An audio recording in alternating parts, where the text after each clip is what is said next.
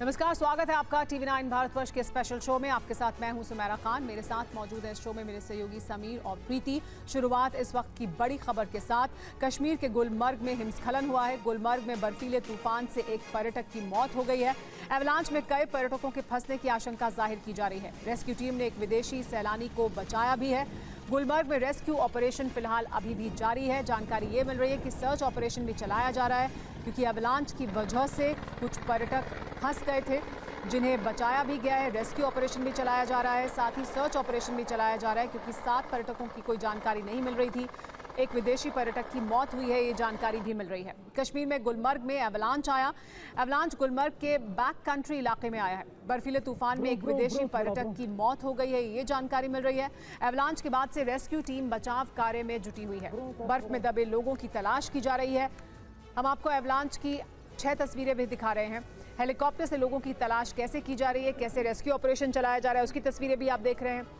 पर्यटक यहां पर बड़ी संख्या में पहुंचे हुए थे, लेकिन खराब मौसम की वजह से एवलांच की चेतावनी जारी की गई और एवलांच की वजह से कुछ पर्यटक उस बर्फ में दब गए हैं। 4-5 लोगों को सर्च जो निकाला, जिंदा निकाला है। तो अभी वहाँ पे लोकल स्केर्स है, वहाँ पे सर्च ऑपरेशन जारी है। तो जब भी मेरे पास और कोई डिटेल आएंगे तो मैं आप लोगों से वो शेयर जरूर करूँगा। अभी हम रेस्क्यू ऑपरेशन में जुट चुके हैं। और आइए खबरों में आगे बढ़ते हैं। लोकसभा चुनाव की तैयारियों में जुटी आम आदमी पार्टी और कांग्रेस समझौते के करीब हैं। दोनों के बीच दिल्ली समेत 4 राज्यों में गठबंधन के तहत चुनाव लड़ने पर सहमति बनती नजर आ रही है। ये रिपोर्ट देखिए। 2024 लोकसभा चुनाव को लेकर कांग्रेस और आम आदमी पार्टी का गठबंधन हो गया है। दिल्ली में आम आदमी पार्टी और कांग्रेस के बीच सीट शेयरिंग को लेकर समझौता हो गया है। दोनों पार्टियों में लोकसभा चुनाव साथ में लड़ने पर सहमति बन गई है। सूत्रों के मुताबिक दिल्ली में कांग्रेस 3 सीट पर और आम आदमी पार्टी 4 सीट पर चुनाव लड़ सकती है। दिल्ली में कांग्रेस चांदनी चौक, पूर्वी दिल्ली और नॉर्थ ईस्ट दिल्ली से अपना उम्मीदवार उतारेगी, जबकि उत्तर पश्चिम, नई दिल्ली, दक्षिण दिल्ली और पश्चिम दिल्ली लोकसभा सीट से आम आदमी पार्टी चुनाव लड़ेगी। दिल्ली में आप और कांग्रेस के बीच सीट शेयरिंग को लेकर अभी आधिकारिक ऐलान नहीं हुआ, लेकिन कयास लगाए जा रहे हैं कि गठबंधन का ऐलान जल्द हो जाएगा। दिल्ली में सीट शेयरिंग को लेकर 18 फरवरी को दिल्ली के मुख्यमंत्री अरविंद केजरीवाल कांग्रेस अध्यक्ष मल्लिकार्जुन खड़गे से मिले थे। तब सीएम केजरीवाल ने कहा कि दोनों पार्टियों के बीच सीट बंटवारे का समझौता अंतिम चरण पर पहुंच गया है। गठबंधन का ऐलान जल्द होगा। सूत्रों के मुताबिक दिल्ली के अलावा दूसरे राज्यों में भी सीट शेयरिंग पर मोहर लग गई है। गुजरात में कांग्रेस ने आप के लिए 2 सीट छोड़ी है। दिल्ली के मुख्यमंत्री अरविंद केजरीवाल को ईडी ने 7वां समन भेजा है। ईडी ने समन के जरिए केजरीवाल को 26 फरवरी तक पेश होने के लिए कहा है। ताजा समन पर आपने क्या कहा, इस रिपोर्ट में देखिए। दिल्ली शराब घोटाला मामले में मुख्यमंत्री अरविंद केजरीवाल को ईडी इससे पहले भी 6 बार समन भेज चुकी है, लेकिन केजरीवाल एक बार भी ईडी के सामने पेश नहीं हुए। इसके बाद आज ईडी ने केजरीवाल को 7वां समन भेजा है। आम आदमी पार्टी ईडी के नोटिस को राजनीति से प्रेरित बता रही है। आम आदमी पार्टी ने ईडी के 7वें समन को गैरकानूनी बताया है। दिल्ली सरकार के मंत्री आतिशी ने कहा कि अभी बजट सत्र चल रहा है, दिल्ली वालों के लिए बजट पेश करना है, तो फिर ईडी इतनी जल्दबाजी में क्यों है? अगर ये इन्वेस्टिगेशन का मामला होता तो फिर ईडी कोर्ट के फैसले का इंतजार करती। अगर ये सिर्फ लीगल मामला होता तो ईडी अभी चल रहे दिल्ली सरकार के बजट सत्र का खत्म होने का इंतजार करती। इससे पहले तय तारीख पर पेश नहीं होने के मामले में ईडी राउज एवेन्यू कोर्ट गई। सीएम केजरीवाल 17 फरवरी को अदालत में पेश नहीं होने की वजह भी बता चुके हैं। 16 मार्च को इस मामले में अगली सुनवाई होगी। ऐसे में आप सवाल कर रही है कि जब ईडी खुद इस मामले को लेकर कोर्ट गई है तो वो कोर्ट के फैसले का इंतजार क्यों नहीं कर रही है? इस वक्त बड़ी खबर आ रही है किसान आंदोलन से जुड़ी हुई। संयुक्त किसान मोर्चा ने बड़ा ऐलान किया है। 26 फरवरी को नेशनल हाईवे पर ट्रैक्टर मार्च होगा। 14 मार्च को दिल्ली के रामलीला मैदान में किसान महापंचायत होगी। 26 फरवरी को नेशनल हाईवे पर ट्रैक्टर मार्च के बाद जानकारी ये मिल रही है कि दिल्ली के रामलीला मैदान में किसान महापंचायत भी होगी। और शंभू बॉर्डर से इस वक्त एक बड़ी खबर आ रही है। किसान बॉर्डर से हटा रहे हैं जेसीबी मशीनें। किसानों ने पॉकलैंड मशीनों को भी फ्रंट से हटा दिया है। पुलिस बैरिकेडिंग तोड़ने के लिए किसानों ने ये मशीनें यहां पर लाई थी, इनकी तैनाती की थी। शंभू बॉर्डर पर पंजाब पुलिस की तैनाती भी बढ़ा दी गई है। शंभू बॉर्डर से जितेंद्र भाटी की एक ग्राउंड रिपोर्ट आपको दिखाते हैं।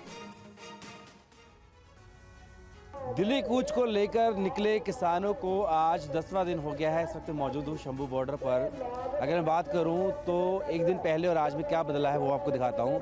दरअसल निशान तस्वीरें दिखाइए, जो पॉकलेन मशीन जो हमने कल देखी थी, जिनका इस्तेमाल बैरिकेड को तोड़ने में किया जाना था, सड़क पर थी। अब वापस उसको यहाँ पर ट्रैक्टर पर लाद लिया गया है और विशेष रूप से इन पॉकलेन मशीन्स को तैयार किया गया था। खासकर मैं अगर बात करूं तो जो ड्राइवर का केबिन है उसको बख्तर बंद बनाया गया था, ताकि अगर सामने से जिस तरीके से देखा था हमने कि आंसू गैस के गोले चले थे, उसका असर ना हो, ड्राइवर को सीधे तौर पे देखा ना जा सके, उस पर बल प्रयोग ना हो, इसको लेकर के ख़ास इंतज़ाम किए गए थे और ऐसी कई मशीनें अलग अलग बॉर्डर पर तैनात की गई थी। अब देखिए जो किसान हैं वो आगे नहीं बढ़ पाए, तो अब इन जो पॉकलेन मशीन है उनको फ्रंट से हटा लिया गया है और यहाँ पर हम देखें तो उनको वापस ट्रॉली में लाद दिया गया है।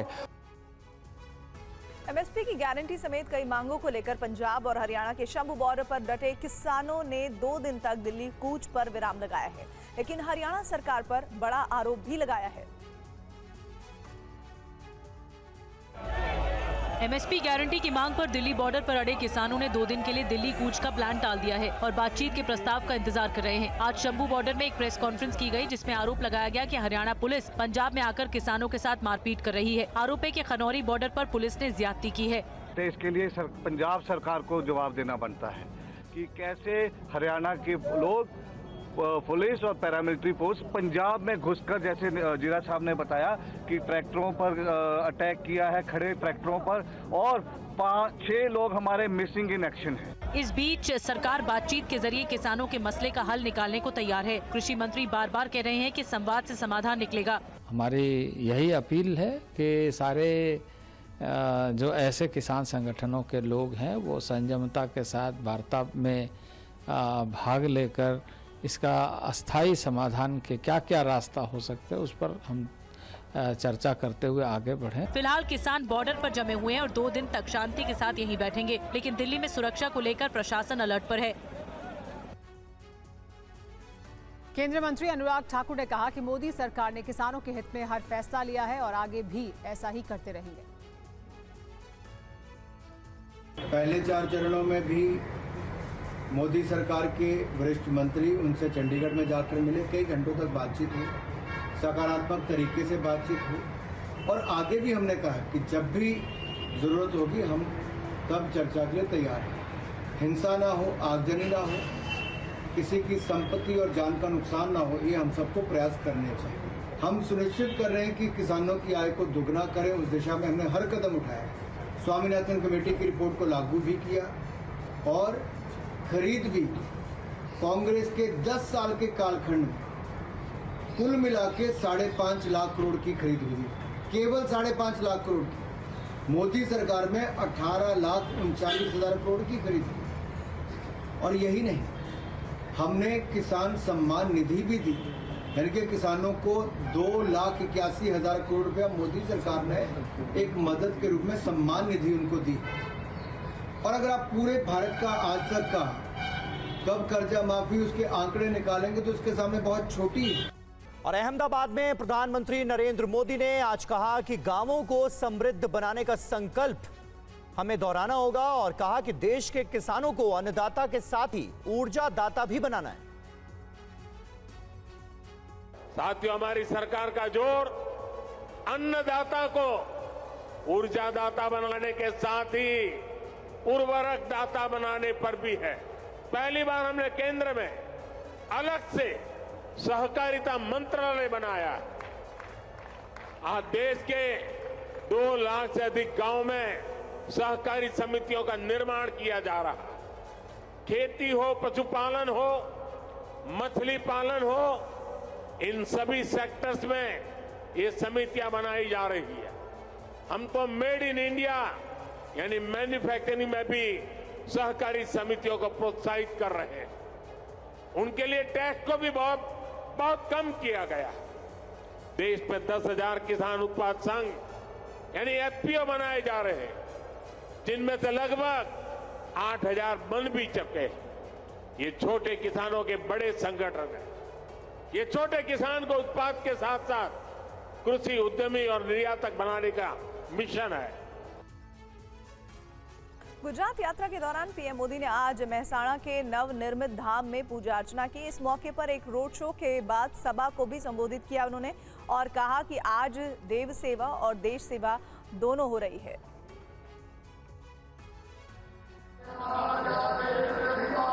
मेहसाना में वालीनाथ मंदिर की प्राण प्रतिष्ठा के बाद पहुंचे आज पीएम मोदी ने यहां भगवान महादेव के शिवलिंग पर जलाभिषेक किया और महादेव की आरती उतारी। इस दौरान पीएम मोदी ने मेहसाना में एक रोड शो में भी भाग लिया। पीएम के स्वागत के लिए बड़ी संख्या में लोग पहुंचे। इस दौरान गुजराती संस्कृति की झलक भी देखी गई। पीएम ने यहां 13,000 करोड़ से ज्यादा की विकास परियोजनाओं का शिलान्यास और उद्घाटन किया। पीएम ने इस मौके पर अयोध्या के राम मंदिर के साथ पिछले दिनों सऊदी अरब में पहले हिंदू मंदिर के उद्घाटन और कल्की धाम मंदिर के शिलान्यास का भी जिक्र किया। उन्होंने कहा कि आज देव सेवा भी हो रही है और देश सेवा भी हो रही है। साथियों, भारत की विकास यात्रा में एक अद्भुत कालखंड है। एक ऐसा समय है जब देव काज हो या फिर देश काज, दोनों तेज गति से हो रहे हैं। पीएम मोदी ने मेहसाणा में कांग्रेस पर भी निशाना साधा और कहा कि कांग्रेस की सरकारों ने विकास और विरासत के बीच टकराव पैदा किया। आजाद भारत में लंबे समय तक विकास और विरासत, उसके बीच टकराव पैदा किया गया, दुश्मनी बना दी। इसके लिए अगर कोई दोषी है तो वही कांग्रेस है, जिन्होंने दशकों तक देश पर शासन किया, अपनी विरासत को सहज कर ही आगे बढ़ सकता है। गुजरात में भी भारत की प्राचीन सभ्यता के अनेक प्रतीक चिन्ह है। ये प्रतीक इतिहास को समझने के लिए नहीं, बल्कि आने वाली पीढ़ियों को अपने मूल से जोड़ने के लिए भी बहुत जरूरी है। और वहीं गुजरात के नवसारी में पीएम मोदी ने कहा कि देश में गली मोहल्लों से लेकर संसद तक एक ही चर्चा है, मोदी की गारंटी की। हजारों करोड़ रुपए के नए प्रोजेक्ट्स मिले। टेक्सटाइल, बिजली और शहरी विकास से जुड़े 40,000 करोड़ रुपए से ज्यादा की इन परियोजनाओं के लिए आप सभी को बहुत बहुत बधाई।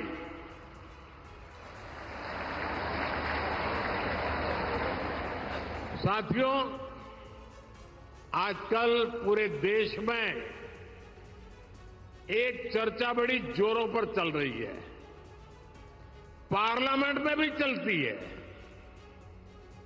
और गली मोहल्ले में भी चल रही है, और वो चर्चा है मोदी की गारंटी। संदेश खाली की घटना पर बीजेपी ने जारी की है डॉक्यूमेंट्री के जरिए संदेश खाली की घटना को लोगों तक पहुंचाएगी। द संदेश खाली शॉकर द बिग रिवील शीर्षक वाली डॉक्यूमेंट्री जारी की गई है।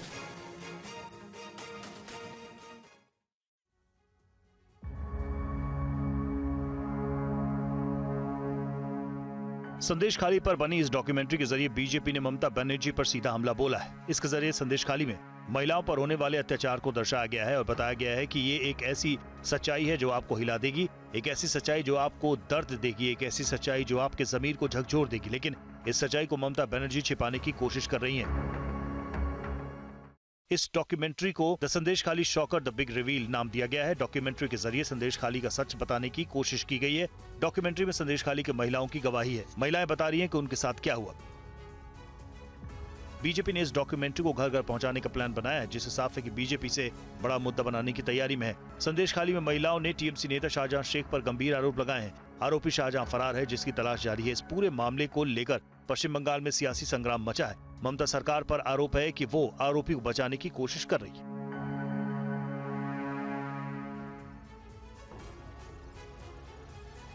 संदेशखाली हिंसा को लेकर बीजेपी के फायर ब्रांड नेता गिरिराज सिंह ने आज तेजस्वी यादव और राहुल गांधी पर निशाना साधा। दोनों की यात्राओं पर भी सवाल खड़े किए। अपने मन मियां मिट्ठू तो सब रहता ही है। जो जन विश्वास यात्रा निकाले हैं वो परिवार विश्वास यात्रा निकालते तो ज्यादा बेहतर था। जो व्यक्ति आज तक परिवार से बाहर ना निकला हो और आरोपों में घिरे रहे हैं, वो क्या जन विश्वास निकालेंगे? उनको कौन सा विश्वास लोग देगा? राहुल गांधी अभी यूपी में है। कोई इंडी गठबंधन का कोई व्यक्ति का जुबान नहीं खुल रहा है। तुष्टीकरण करने वाले लोग हैं और मुस्लिम तुष्टीकरण के कारण ही इनकी जुबान चुप है। संदेशखाली में वहाँ जो अपमान हो रहा है, ममता बनर्जी एक महिला मुख्यमंत्री होकर के उनके राज्य में महिलाओं का आबरू लूटा जा रहा। और कांग्रेस पार्टी के कोषाध्यक्ष अजय माकन ने बीजेपी पर गंभीर आरोप लगाए हैं। कांग्रेस पार्टी के अकाउंट से 65 करोड़ से ज्यादा की चोरी हुई है। ये चोरी बीजेपी ने कराई है, ये कहा अजय माकन ने। अजय माकन ने आरोप लगाया कि एसबीआई से भी कांग्रेस पार्टी के अकाउंट से पैसे ले लिए गए। हमारे 65.88 करोड़ 65.88 करोड़ के ऊपर परसों भाजपा की सरकार, इनकम टैक्स अथॉरिटीज ने डाका डाल करके हमारे पार्टी के कार्यकर्ताओं के पैसे हम लोगों के पास में आया था। वो पैसा हम लोगों के बैंक अकाउंट में जो जमा था उस पे डाका डाल करके, चोरी करके वो पैसा मोदी सरकार अपने पास में लेकर के चली गई। पहला तरीका कांग्रेस पार्टी को अपंग बनाओ, प्रमुख विपक्ष पार्टी को अपंग बनाओ। और दूसरा तरीका है निजी कंपनियों के पीछे ईडी छोड़ो, इनकम टैक्स छोड़ो, सीबीआई छोड़ो और वो अपने आप पटरी पर आ जाएंगे। हमारे लोकतंत्र के आज के प्रमुख विपक्ष पार्टी के खिलाफ जो कर आतंकवादी हमले हो रहे हैं, ये हम न्यायालय के दरवाजे खटखटाएंगे। टैक्स ट्राइब्यूनल में आज हमारी सुनवाई हो रही है, जनता के बीच में जाएंगे। पर यह बिल्कुल साफ है कि भारतीय जनता पार्टी भारत जोड़ो न्याय यात्रा से भोखलाई हुई है। जम्मू कश्मीर के पूर्व राज्यपाल सत्यपाल मलिक के खिलाफ सीबीआई ने बड़ी कार्रवाई की है। सत्यपाल मलिक तक सीबीआई जांच की आंच क्यों पहुंची, 1 मिनट की इस रिपोर्ट में जानिए। दिल्ली के इसी सोम विहार इलाके में आज सुबह सीबीआई की टीम पहुंची। सीबीआई का ठिकाना जम्मू कश्मीर के पूर्व राज्यपाल सत्यपाल मलिक का घर था। सीबीआई की छापेमारी जम्मू कश्मीर के कीरू हाइड्रो इलेक्ट्रिक प्रोजेक्ट में घोटाले को लेकर है। सीबीआई ने सत्यपाल मलिक के घर और ऑफिस में जांच की। सिर्फ दिल्ली नहीं, सत्यपाल मलिक और उनके करीबियों के 30 ठिकानों पर छापेमारी की। सीबीआई की रेड यूपी, बिहार, राजस्थान, मुंबई और हरियाणा में हुई। सीबीआई की छापेमारी के बाद सत्यपाल मलिक ने केंद्र सरकार पर हमला बोलते हुए सोशल मीडिया पर लिखा, मैं पिछले 3 से 4 दिन से बीमार हूं और अस्पताल में भर्ती हूं। इसके बावजूद सरकारी एजेंसियां मेरे घर पर छापेमारी कर रही हैं, मेरे ड्राइवर को परेशान कर रही हैं। मैं किसान का बेटा हूं, छापेमारी से घबराऊंगा नहीं।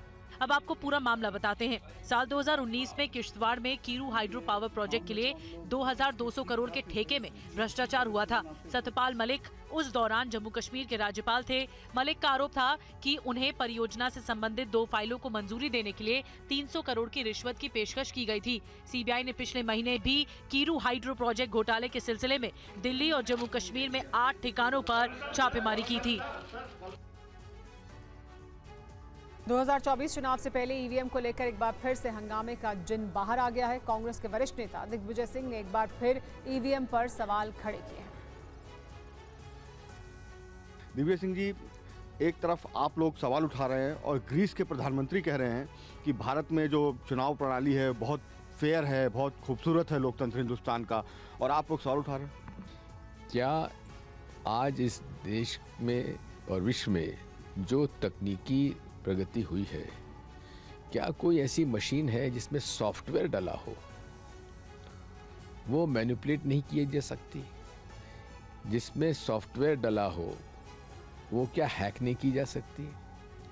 1% भी उसकी संभावना है तो हमें देश के मदर ऑफ डेमोक्रेसी जिसे कहा जाता है, उसकी जनता के मतों का सम्मान करते हुए मशीन को अलग करके मत पत्रों से, मत बैलेट पेपर से चुनाव कराना जाना चाहिए। यहाँ तक कि जर्मनी जैसा देश इसने 2011 में ईवीएम मशीन को हटा दिया था। ग्रीस के मुखिया ने क्या कहा मैं उसमें नहीं पढ़ूंगा। कर्नाटक की सिद्धरमैया सरकार ने आज कर्नाटक हिंदू धार्मिक संस्थान और धर्मार्थ बंदोबस्ती विधेयक 2024 पारित कर दिया। बीजेपी ने कर्नाटक की कांग्रेस सरकार को इसके बाद हिंदू विरोधी बताया। कर्नाटक में मंदिरों पर टैक्स वाला विधेयक पारित होने के बाद हंगामा मचा है। आपको बताते हैं कि मंदिरों पर टैक्स का पूरा विवाद क्या है। विधानसभा में मंदिर संबंधी बिल पास हुआ। बिल में मंदिरों पर टैक्स का प्रावधान 10 लाख से 1 करोड़ की कमाई करने पर 5% टैक्स देना होगा और वहीं 1 करोड़ से ज्यादा की कमाई पर 10% टैक्स। सिद्धरमैया सरकार के मंदिरों पर टैक्स का संत समाज ने विरोध किया है। ये धर्म के आधार पर टैक्स का पहला मामला है देश में, जिससे हम मुगल काल के जजिया कर से तुलना कर सकते हैं। वहीं दिल्ली के प्रदेश कांग्रेस के अध्यक्ष अरविंदर सिंह लवली ने कहा है कि उनकी पार्टी इन सब से परे है। जहाँ जहाँ कांग्रेस की सरकार है, कांग्रेस सभी धर्मों का, सभी जातियों का बराबर से जो है सम्मान करती है और हम धर्म और जाति की पॉलिटिक्स से परे हैं, यही कांग्रेस की फिलॉसफी है। वहीं बीजेपी ने भी सरकार के खिलाफ मोर्चा खोल दिया है। कर्नाटक बीजेपी के प्रदेश अध्यक्ष येदुरप्पा ने कहा कि प्रदेश सरकार मंदिरों से खजाना भरना चाहती है, मंदिरों पर टैक्स लगाना उचित नहीं है। देवबंद के एक फतवे पर कोहराम मचा है। इस फतवे में क्या कहा गया था, देखिए इस रिपोर्ट में। देवबंद के दारुल इफ्ता के इसी जवाब के बाद सहारनपुर के डीएम ने मामला दर्ज करने का आदेश दिया है। दारुल इफ्ता की इस वेबसाइट में सवाल पूछा गया था कि क्या भारत में गजवाए हिंद होगा और अगर होगा तो इसमें मारे जाने वाले क्या सीधा जन्नत जाएंगे। सवाल के जवाब में इफ्ता ने जानकारी दी कि इस तरह की भविष्यवाणी की गई है कि गजवाए हिंद होगा। इस जवाब के आधार पर प्रशासन ने एक्शन लेने की बात की है। तमाम कानून की परिधियों के प्रतिकूल है। उसका राष्ट्रीय एनसीपीसी का एक आर्डर प्राप्त हुआ है जिसमें एफआईआर दर्ज करने के निर्देश दिए गए हैं। जो भी लोग इसमें इसकी परिधि में आएंगे, उत्तरदायी होंगे, उनके खिलाफ कार्रवाई की जाए। गजवा एक अरबी शब्द है जिसका मतलब युद्ध होता है और इसमें हिंद जोड़ देने से इसका मतलब होता है हिंदुस्तान के खिलाफ युद्ध करना। देवबंद का मरकजी दारुल इफ्ता ऑनलाइन फतवा विभाग है। ये विभाग 2003 से काम कर रहा है। इफ्ता की जिम्मेदारी इस्लाम से जुड़े सवालों का जवाब देना है। इस पूरे मामले पर एनसीपीसीआर ने संज्ञान लिया था और इसे राष्ट्रद्रोह का मामला मानते हुए कार्रवाई का आदेश दिया है। एनसीपीसीआर ने इस फतवे को देश विरोधी बताया। इस पर TV9 संवाददाता ने एनसीपीसीआर के अध्यक्ष प्रियंक कानूनगो से बात की। सुनिए उन्होंने क्या कहा है। ऐसे में इन्होंने जो फतवा जारी किया है, ये कहते हैं कि गजवाए हिंद में जो शहीद होगा, यानी भारत के विरुद्ध आक्रमण करने में जो शहीद होगा, वो सर्वोच्च महान बलिदानी माना जाएगा। बच्चों के दिमाग में इस तरीके का जहर भरना राष्ट्रद्रोह है। आयोग ने एसपी, एसएसपी और डीएम को सहारनपुर के निर्देशित किया है कि दारुल उलूम देवबंद के खिलाफ राष्ट्रद्रोह और अन्य धारा जो आवश्यक है उनमें मुकदमा दर्ज करें। देवबंद का तो ये कहना है कि हमने ऐसा कोई फतवा जारी ही नहीं किया और ये पूछ रहे हैं कि आपको ये फतवा फिर मिला कहाँ से। दारुल उलूम देवबंद की जो वेबसाइट है उस पर ये फतवा है, उर्दू में है, हमने ट्रांसलेट करवाया है। वो क्या समझते हैं कि अगर उर्दू में कोई फतवा डालेंगे तो सरकार की एजेंसी तो उसको पढ़ नहीं पाएंगी। उर्दू में है, उसको हमने ट्रांसलेट करवाया है और ट्रांसलेट करवा कर मैं नोटिस जारी किया है। नोटिस के साथ हमने उर्दू की ओरिजिनल लिंक और हिंदी का अंग्रेजी का तर्जुमा भी भेजा हुआ है। दारुल इफ्ता के फतवे का मुस्लिम धर्मगुरु ने भी विरोध किया तो बीजेपी ने भी इस मुद्दे पर हमला बोला। यह साफ संदेश है कि दारुल उलूम देवबंद को डॉक्टर बाबा साहब आम्बेडकर के संविधान में किसी प्रकार का विश्वास नहीं है भारत को पाकिस्तान परस्त शक्तियों के आधार पर नहीं चलाया जा सकता और भारत का तालिबानीकरण किसी भी कीमत पर स्वीकार नहीं होगा। क्या इस्लामीकरण करने की भी कोशिश है? गजवाए हिंद का अर्थ ही इस्लामीकरण है। साफ तौर पर वो तालिबानी शासन जो है भारत पर लादने को जायज़ ठहरा रहे हैं। ये बात मुनासिब नहीं है और इस बात में कोई दम नहीं है और इस बात को सामने आना भी नहीं चाहिए था कि इस तरीके से ये बातें की जाए। ऐसी चीज़ें नहीं सामने आना चाहिए, ये बातें बिल्कुल दुरुस्त नहीं हैं। हम जिस मुल्क के अंदर रह रहे हैं, जहाँ पर हमारे लोगों ने सब ने मिल के कुर्बानियाँ दे के इसको आज कितना आगे बढ़ाने की कोशिश में लगी हैं, वहाँ इस तरह की बातें करना ये मैं समझता हूँ निंदनीय है। और इस बीच धार्मिक विवादों को निपटाने के लिए अजमेर से बहुत अहम संदेश आया है। क्या है ये खबर, देखिए।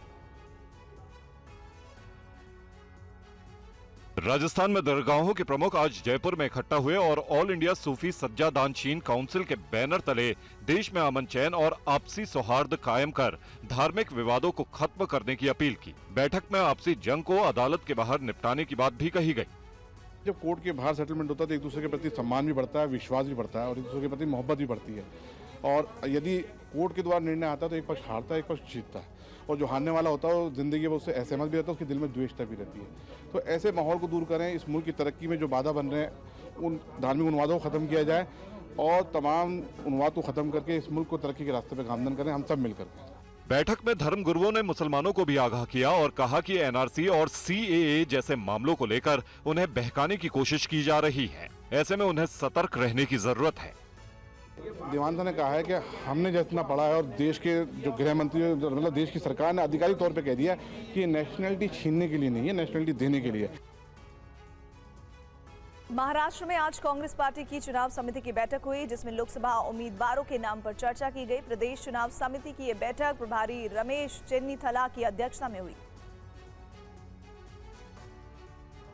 महाराष्ट्र में राज्य कांग्रेस समिति की बैठक में तय किया गया है कि लोकसभा चुनाव में मेरिट के आधार पर सीटों का बंटवारा होगा और जो मजबूत उम्मीदवार होगा उसे मैदान में उतारा जाएगा। पार्टी अध्यक्ष नाना पटोले ने दावा किया कि इस बार महाविकास आघाड़ी गठबंधन महाराष्ट्र में 42 सीटें जीतेगा। इसमें ज़्यादा से मतलब 42 तो हमारी सीटें आएंगी, लेकिन उसके आगे भी हम लोग कोशिश में लगे हैं और इसलिए हमारा जो सीट शेयरिंग का जो मसला है उसमें मेरिट के आधार पर हम लोग उसमें हम लोग सोच रहे।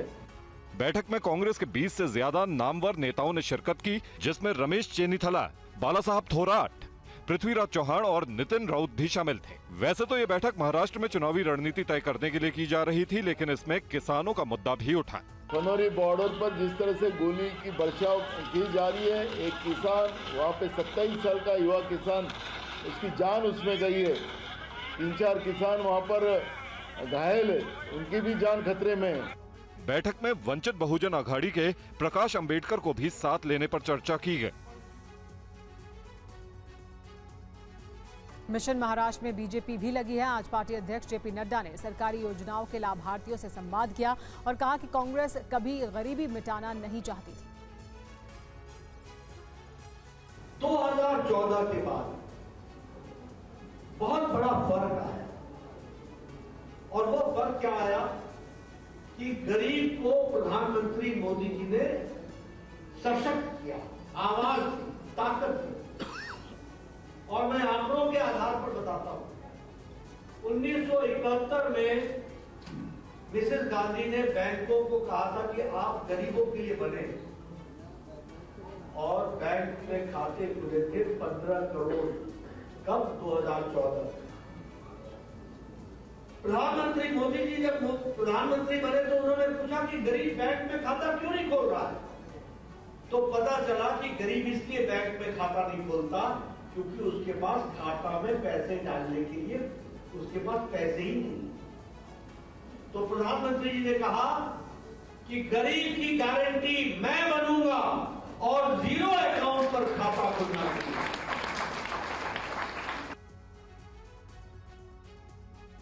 और भारतीय जनता पार्टी मिशन मुंबई के तहत लोकसभा की सभी 6 सीटों पर एनडीए उम्मीदवारों को जिताने की तैयारी में जुट गई है। इसी कड़ी में बीजेपी के राष्ट्रीय अध्यक्ष जेपी नड्डा आज गिरगांव चौपाटी भी पहुंचे। गिरगांव चौपाटी में बीजेपी अध्यक्ष जेपी नड्डा ने छत्रपति शिवाजी महाराज के स्मारक का उद्घाटन किया। इस मौके पर उन्होंने कहा, योगदान देने वाले महापुरुषों को इस पार्क के जरिए याद किया जाएगा। जो आज उनको मिला है वो किसी के कठोर परिश्रम के कारण मिला है और उन लोगों के तप के कारण मिला है, यह बात की जानकारी होनी चाहिए। और ये संभव तभी है जब हम इन महान आत्माओं की स्टैचू लगाकर उनके जीवनी के बारे में, उनके द्वारा किए गए पराक्रम के बारे में जब हम लिखित रूप में रखेंगे तो हमारा नौजवान भी उससे प्रभावित होगा। खबर है कि 2024 के लोकसभा चुनाव में मुंबई की 4 सीटों पर बीजेपी और 2 सीटों पर शिंदे की सेना चुनाव लड़ सकती है। 2014 और 2019 में बीजेपी ने मुंबई की सभी 6 सीटों पर जीत हासिल की थी। यही वजह है कि मुंबईकर तक पहुंचने की हर संभव कोशिश भारतीय जनता पार्टी कर रही है। इसके लिए उन लोगों को आधार बना रही है जिन्होंने महाराष्ट्र के साथ साथ देश में विकास और उन्नति में अपना योगदान दिया है। दिल्ली की मंत्री आतिशी का बड़ा आरोप, आम आदमी पार्टी नेता के पास मैसेजेस आ रहे हैं। आतिशी ने कहा कि मैसेज में केजरीवाल को नोटिस की बात है, साथ ही संदेश में केजरीवाल की गिरफ्तारी का भी जिक्र किया गया है। इसके अलावा इंडिया से अलग होने को लेकर आतिशी कह रही हैं कि उन मैसेजेस में दबाव बनाया जा रहा है।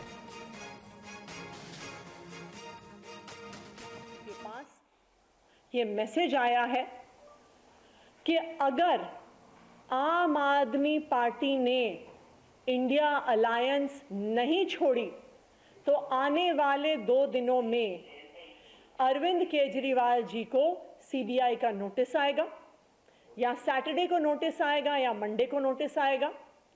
सीआरपीसी के सेक्शन 41A में नोटिस आएगा और उनको दोनों सीबीआई और ईडी द्वारा गिरफ्तार कर लिया जाएगा। केंद्रीय मंत्री और स्थानीय सांसद स्मृति ईरानी आज अमेठी के अपने नए घर में मंत्रोच्चार के बीच सिर पर कलश रखकर दाखिल हुई। ये रिपोर्ट देखिए। केंद्रीय मंत्री स्मृति ईरानी ने आज पति जुबिन ईरानी के साथ सनातन विधि विधान और मंत्रोच्चार के साथ गृह प्रवेश का अनुष्ठान किया। सांसद स्मृति ईरानी ने अपने नए आवास पर पूजन के बाद सिर पर पूजित कलश को रखकर नए घर की परिक्रमा की। गौरीगंज के मेदन मवई गांव में स्मृति ईरानी का नया घर बना है, जहां पूजा अर्चना के बाद हवन संपन्न किया गया। अब उनके घर का लुक देखिए। घर की 4 दीवारी के साथ कई दीवारें ऐसी हैं जहां भगवान राम और रामदूत हनुमान जी की तस्वीरें बनाई गई है। राम युग नाम से एक पोस्टर भी घर में लगा रखा है। घर के इस लुक को 2024 के चुनाव से भी जोड़कर देखा जा रहा है। माना जा रहा है कि बीजेपी के लिए राम मंदिर चुनावी मुद्दा होगा। इसकी शुरुआत स्मृति ईरानी ने अपने नए घर में कर दी है। फिलहाल वो अपने संसदीय क्षेत्र में है। अमेठी की जनता से उनका सीधा संवाद होता रहे, इसके लिए उन्होंने अब अमेठी के मेदन मवई गांव में ही अपना नया स्थायी आवास बना लिया है।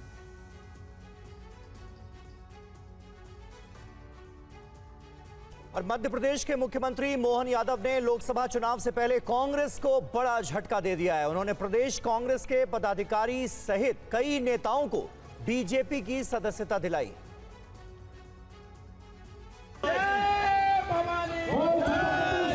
ये उद्घोष कांग्रेस के गढ़ में सेंध लगाने का है। मुख्यमंत्री डॉक्टर मोहन यादव आज पहली बार कांग्रेस नेता कमलनाथ के गढ़ छिंदवाड़ा पहुंचे। मुख्यमंत्री ने प्रदेश कांग्रेस महासचिव अजय ठाकुर सहित 7 पार्षदों, 16 सरपंचों, जनपद सदस्यों सहित कई कांग्रेस कार्यकर्ताओं को बीजेपी की सदस्यता दिलाई। उन्होंने कहा कि जिस तरह कोई आज आया है, कोई कल आएगा, उससे बीजेपी का कुनबा बढ़ता चला जाएगा। छिंदवाड़ा जो प्रेम लुटा रहा है, जो हवा बह के आ रही है, वो अपने आप में संकेत दे रही है। मैं आप सबको प्रणाम करता हूं, आपको एडवांस में। मोहन यादव ने पार्टी सदस्यों को लोकसभा चुनाव में जीत का संकल्प दिलाया। एक एक व्यक्ति का वोट, पिछली बार थोड़ी कसर रह गई थी छिंदवाड़ा से, लेकिन मैं भरोसा करता हूं, कर सकता हूं कि नहीं कर सकता हूं। जरा हाथ ऊपर करके नारा लगा के बोलो, भरोसा रखूंगा मैं छिंदवाड़ा पे।